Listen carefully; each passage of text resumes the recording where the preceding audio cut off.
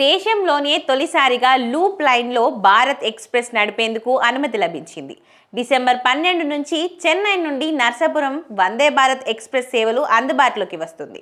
చెన్నై నుండి విజయవాడ వరకు నడిచే వందే భారత్ రైలును నర్సాపురం వరకు పొడిగిస్తూ ఉత్తర్వులు వచ్చిన వారం రోజుల్లోనే ప్రారంభించాలని భావించామని, అయితే కొన్ని సాంకేతిక ఇబ్బందులు, ఆ రైలుకు ముందస్తు రిజర్వేషన్ల ప్రయాణికులు చేయించుకోకపోవడం వల్ల జనవరి 12 నుండి నర్సాపురం నుండి వందే భారత్ నడపడానికి నిర్ణయించామని కేంద్ర ఉక్కు, భారీ పరిశ్రమల శాఖ సహాయ మంత్రి భూపతి రాజు శ్రీనివాస వర్మ తెలిపారు. ప్రధానమంత్రి అమృత్ భారత్ స్టేషన్ పథకంలో భాగంగా జిల్లాల్లోని తాడేపల్లిగూడెం, భీమవరం, నర్సాపురం రైల్వే స్టేషన్ల అభివృద్ధి కోసం ఇప్పటికే మంజూరైన 95.44 కోట్ల రూపాయల పనులతో పాటు తాను అదనంగా ప్రతిపాదనలు పంపి మరో 47.31 కోట్ల రూపాయల నిధులను మంజూరు చేయించానని శ్రీనివాస వర్మ తెలిపారు. భీమవరం జంక్షన్, ఆకివీడు రైల్వే స్టేషన్లలో ఫిబ్రవరి చివరి నాటికి లిఫ్ట్ నిర్మాణ పనులు పూర్తవుతాయని తెలిపారు.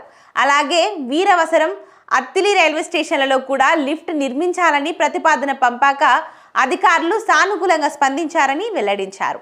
పనులన్నీ వేగంగా పూర్తి చేయాలని రైల్వే అధికారులను ఆదేశించినట్లు తెలిపారు.